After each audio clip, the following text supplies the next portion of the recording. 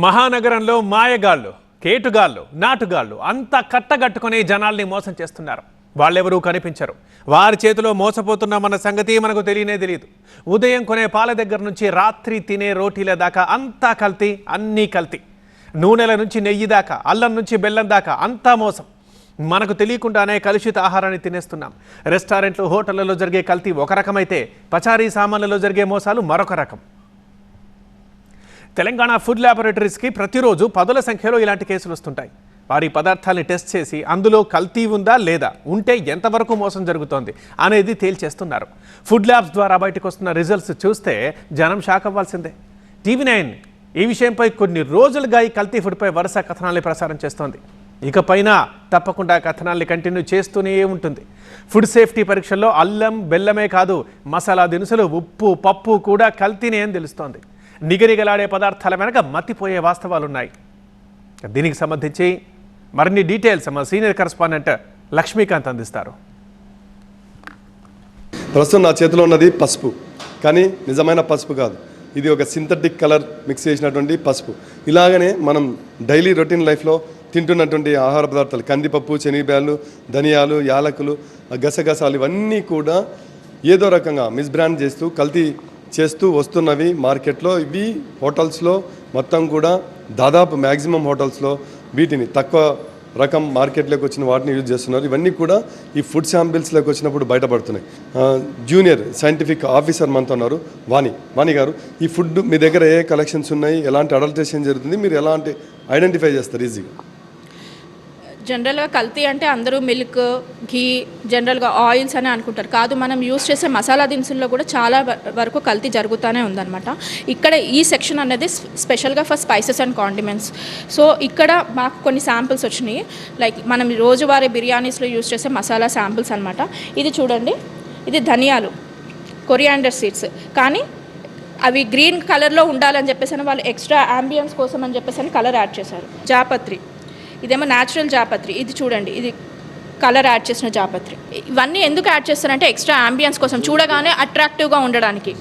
ఇది ఒరిజినల్ జాపత్రి, ఇదేమో కలర్ యాడ్ చేసిన జాపత్రి అనమాట. ఇది గసగసాలు. గసగసాలలో జనరల్గా ఇది రవ్వ యాడ్ చేశారు.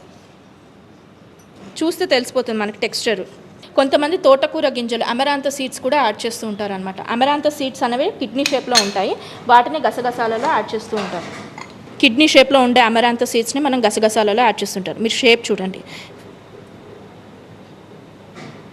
ఇవి చాలా చీపర్. గసగసాలు మనకి జనరల్లీ కాస్ట్లీ ఐటమ్. ఈ చీపర్ మెటీరియల్ని మనకు కాస్ట్లీ ఐటమ్లో యాడ్ చేస్తే సేల్ చేస్తూ ఉంటారు, బికాస్ ఫర్ కమర్షియల్ పర్పసెస్. ఇది లో క్వాలిటీ. యాలకులు చాలా కాస్ట్లీ ఐటమ్. కొంతమంది ష్రివిల్ అయిపోయినవి, ఐ మీన్ లో క్వాలిటీ, కొంచెం లైక్ ఏమంటారు, స్టాక్లో ఉన్న వాటిని, మామూలు ష్రివిల్డ్ గ్రెయిన్స్ని యాడ్ చేస్తూ ఉంటారనమాట. మంచి స్టాక్లో ఈ ష్రివిల్డ్ వాటిని యాడ్ చేసేసి సేల్ చేస్తూ ఉంటారు. కాస్ట్ ఎక్కువకే యాడ్ చేస్తూ ఉంటారు. కందిపప్పులో జనరల్గా కలర్ యాడ్ చేస్తూ ఉంటారండి. జనరల్గా మామూలు కందిపప్పుకి అంత అట్రాక్టివ్ కలర్ అయితే ఉండదు, ఎల్లో కలర్లో ఉంటుంది. బట్ చూడగానే మంచి క్వాలిటీ ఫ్రెష్ ఐటమ్ అని తెలియాలని చెప్పేసి అని దానికి కలర్ యాడ్ చేస్తూ ఉంటారు. కలర్ యాడ్ చేసిన కందిపప్పు, యాడ్ చేయని కందిపప్పు. జనరల్గా వాళ్ళు ఏం చేస్తుంటారంటే ఆయిల్లో పసుపు యాడ్ చేసేసి దాన్ని కూడా కందిపప్పుకు వేసి డ్రై చేసి దాన్ని కూడా ఒక్కొక్కసారి సేల్ చేస్తూ ఉంటారు. ఒక్కొక్కసారి కలర్ వస్తుంది, కలర్ రాదు. But this is added synthetic food colour. జనరల్గా మీ దగ్గర ఏమేమి వస్తుంటాయి మేడం? ఇక్కడ ఎలాంటి సంబంధించిన ఫుడ్ అడల్టరేషన్స్ మీకు ఎక్కువగా బయట? ప్రతి కమాడిటీ వస్తుందండి. ఆయిల్స్ వస్తుంది, సిరియల్స్ అండ్ సిరియల్ ప్రోడక్ట్స్ వస్తాయి, బెవరేజెస్ వస్తాయి, టీ, కాఫీ, ఎవ్రీథింగ్ వస్తుంది, స్పైసెస్ వస్తుంది, మిల్క్ అండ్ మిల్క్ ప్రోడక్ట్స్ వస్తాయి, miscellaneous items like prepared foods, everything మా దగ్గరికి వస్తాయి అన్నమాట.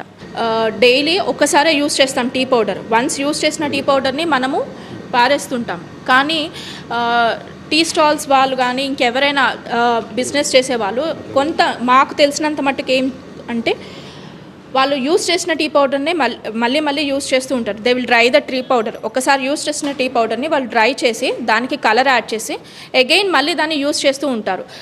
ఇంట్లో కూడా చేసుకోవచ్చు. నార్మల్ టీ పౌడర్కి కలర్ యాడ్ చేసినప్పుడు natural tea powder without adulteration అంటే it won't release the colour అనేది వెంటనే రిలీజ్ చేయదు.